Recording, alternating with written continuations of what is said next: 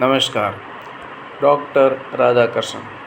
Doctor Radhakrishnan हमारे भारत देश के राष्ट्रपति बने और उनका जो जन्म है वो 5 सितंबर 1888 और उनके जो अंतिम दिन जो मृत्यु दिवसान है वो 17 अप्रैल 1975 को हुआ। वे भारत के प्रथम उपराष्ट्रपति और दूसरे राष्ट्रपति थे। तो पूरा वीडियो उनके बारे में, राष्ट्रपति डॉक्टर सर्वपल्ली राधाकृष्णन के बारे में वीडियो पूरा देखिए। वीडियो को लाइक कीजिए, चैनल पर नए सब्सक्राइब कीजिए और वीडियो को शेयर कीजिए।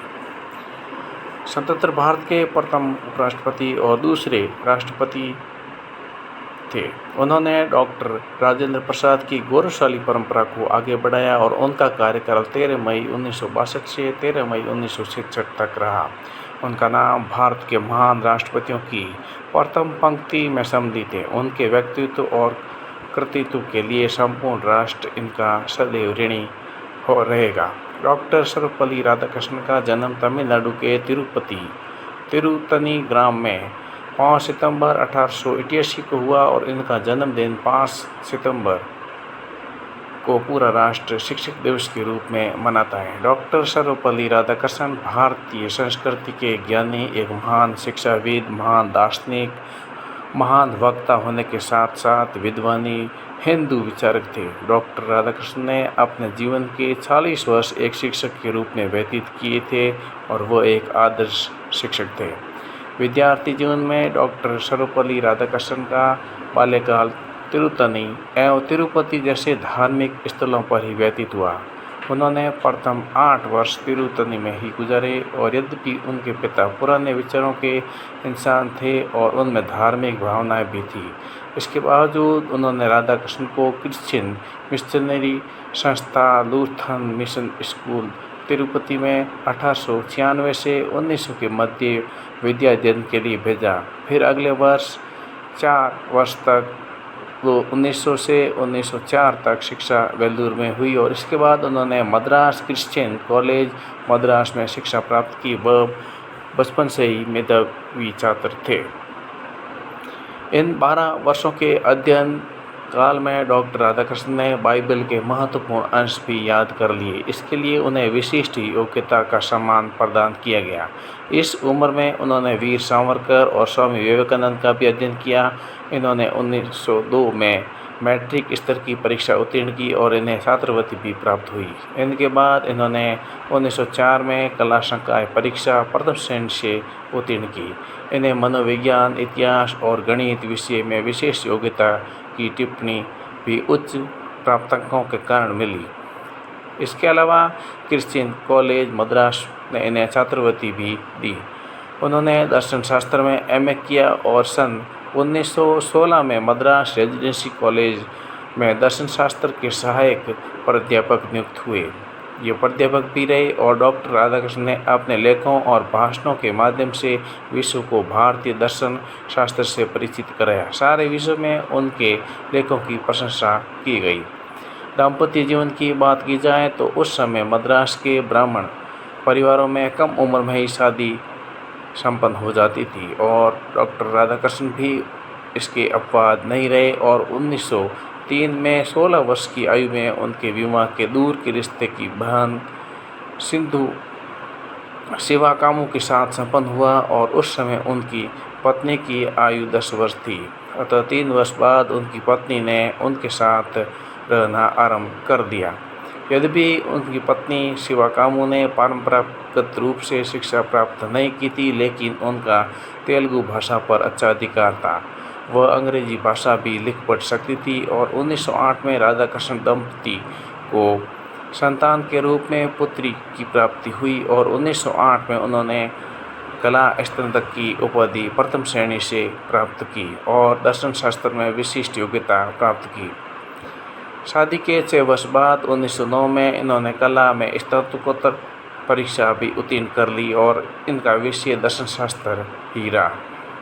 उच्च अध्ययन के दौरान वह अपनी निजी आमदनी के लिए बच्चों को ट्यूशन पढ़ाने का काम भी करते रहे। 1908 में इन्होंने एमए और उपाधि प्राप्त करने के लिए एक शोध लेखन किया और इस समय उनकी आयु मात्र 20 वर्ष की थी। इससे शास्त्रों के प्रति इनके ज्ञान पिपासा बढ़ी। शीघ्र ही इन्होंने वेदों और उपनिषदों का भी गहन अध्ययन कर लिया। इन्होंने हिंदी और संस्कृत भाषा का भी रुचिपूर्वक अध्ययन किया। हिंदूवादिता का गहरा अध्ययन शिक्षा का प्रभाव जहाँ प्रत्येक इंसान पर निश्चित रूप से पड़ता है, वहीं शैक्षणिक संस्थान की गुणवत्ता भी अपना प्रभाव छोड़ती है। क्रिश्चियन संस्थाओं द्वारा उस समय पश्चिमी जीवन मूल्यों को विद्यार्थियों में गहरे तक स्थापित किया जाता था। यही कारण है कि क्रिश्चियन संस्थानों में अध्ययन करते हुए राधाकृष्ण के जीवन में उच्च गुण समाहित हो गए। लेकिन उनमें एक अन्य परिवर्तन भी आया कि क्रिश्चियन संस्थाओं के कारण ही था। कुछ लोग हिंदूवादी विचारों को हेय दृष्टि से देखते थे और उनकी आलोचना करते थे। उनकी आलोचना को डॉक्टर राधाकृष्ण ने चुनौती की तरह लिया और हिंदूवादिता का गहरा अध्ययन करना आरंभ किया। डॉक्टर सर्वपल्ली राधाकृष्णन का ये जानना था कि वे वस्तुतः किस संस्कृति के विचारों की चेतनता है और किस संस्कृति के विचारों में जड़ता है। तब स्वाभाविक अंतर्प्रज्ञा द्वारा इस बात पर दृढ़ता से विश्वास करना आरंभ कर दिया कि भारत के दूरस्थ स्थानों पर रहने वाले गरीब तथा अनपढ़ व्यक्ति भी प्राचीन सत्य को जानते थे। इस कारण राधाकृष्ण ने तुलनात्मक रूप से ये जान लिया कि भारतीय आध्यात्म काफ़ी समृद्ध हैं और क्रिश्चियन मिशनरियों द्वारा हिंदुत्व की आलोचनाएं निराधार हैं। इससे उन्होंने ये निष्कर्ष निकाला कि भारतीय संस्कृति धर्म, ज्ञान और सत्य पर आधारित हैं, जो प्राणी को जीवन का सच्चा संदेश देती है। भारतीय संस्कृति डॉक्टर सर्वपल्ली राधाकृष्णन ने यह समझ लिया था कि जीवन छोटा है और इससे व्याप्त खुशियाँ अनिश्चित हैं। इस कारण व्यक्ति को सुख दुख में संभाव रहना चाहिए। वस्तुतः मृत्यु एक अटल सच्चाई है जो कि अमीर गरीब सभी को अपना ग्रास बनाती है तथा किसी भी प्रकार का वर्ग विभेद नहीं करती। संध्या ज्ञान यही है कि आपके अंदर अज्ञान को समाप्त कर सकता है और सादगीपूर्ण संतोष वृत्ति का जीवन अमीरों के अहंकारी जीवन से बेहतर है, जिनमें असंतोष का निवास है। एक शांत मस्तिष्क बेहतर है। तालियों की उन गड़गड़ाहट के जो सांसद एवं दरबारों में सुनाई देती हैं। इस कारण डॉक्टर सर्वपल्ली राधाकृष्ण भारतीय संस्कृति के नैतिक मूल्यों को समझ पाने में सफल रहे, क्योंकि वह मिशनरी द्वारा की गई आलोचनाओं के सत्य को स्वयं परखना चाहते थे। इसलिए कहा गया है कि आलोचनाएं परिशुद्धि का कार्य करती हैं। सभी माताएं अपने बच्चों के उच्च संस्कार देखना चाहती हैं। इस कारण ये बच्चे ईश्वर पर विश्वास रखते हैं, पाप से दूर रहने एवं मुसीबत में फंसे लोगों को मदद करने का पाठ पढ़ाती हैं। डॉक्टर सर्वपल्ली राधाकृष्णन ने यह भी जाना कि भारतीय संस्कृति में सभी धर्मों का आदर करना सीखे और सभी धर्मों के लिए समता का भाव भी हिंदू संस्कृति की शैक्षिक पहचान विशिष्ट पहचान है। इस प्रकार उन्होंने भारतीय संस्कृति की विशिष्ट पहचान को समझा और उनके काफ़ी नज़दीक हो गए। विद्यार्थियों के साथ राधाकृष्ण के संबंध मैत्रीपूर्ण रहते थे और जब वह अपने आवास पर शैक्षिक गतिविधियों पर संचालन करते थे तो घर पर आने वाले विद्यार्थियों का स्वागत हाथ मिलाकर करते थे एवं उन्हें पढ़ाई के दौरान स्वयं ही चाय देते थे और साथी की भांति उन्हें घर के द्वार तक छोड़ने भी जाते थे। राधाकृष्ण में प्रोफेसर होने का रंच मात्र भी अहंकार नहीं था। उनका मानना था कि एक साथ जब गुरु और शिष्य के मध्य संकोच की दूरी न हो तो अध्यापन का कार्य अधिक प्रसन्नतापूर्वक श्रेष्ठतापूर्वक किया जा सकता है।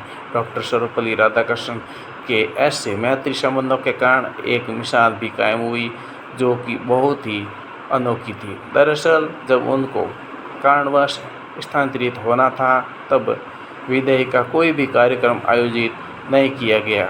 इसके लिए उन्होंने मना कर दिया और इनके विद्यार्थियों ने बग्गी के द्वारा उन्हें स्टेशन तक पहुंचाना था। इस बग्गी में घोड़े नहीं जोते थे बल्कि विद्यार्थियों के द्वारा उस बग्गी को खींचकर रेलवे स्टेशन तक ले जाया गया। उनकी विदाई के समय मैसूर स्टेशन का प्लेटफार्म डॉक्टर सर्वपल्ली राधाकृष्णन की जय के नारों से गूंज उठा और वहां पर मौजूद लोगों की आंखों में आंसू थे। राधाकृष्ण भी उन अद्भुत प्रेम और वशभूत होकर अपने आंसू रोक नहीं पाए और गुरु एवं शिष्य का ऐसा संबंध वर्तमान युग में बहुत ही कम देखने को प्राप्त होता है। इस प्रकार ऐसे थे डॉक्टर सर्वपल्ली राधाकृष्णन, जिसको हम शिक्षक दिवस के रूप में याद किए जाते हैं। आप मेरे वीडियो को लाइक कीजिए, चैनल पर नए सब्सक्राइब कीजिए और वीडियो को शेयर कीजिए। आज के लिए बस इतना ही। बहुत बहुत धन्यवाद। जय हिंद।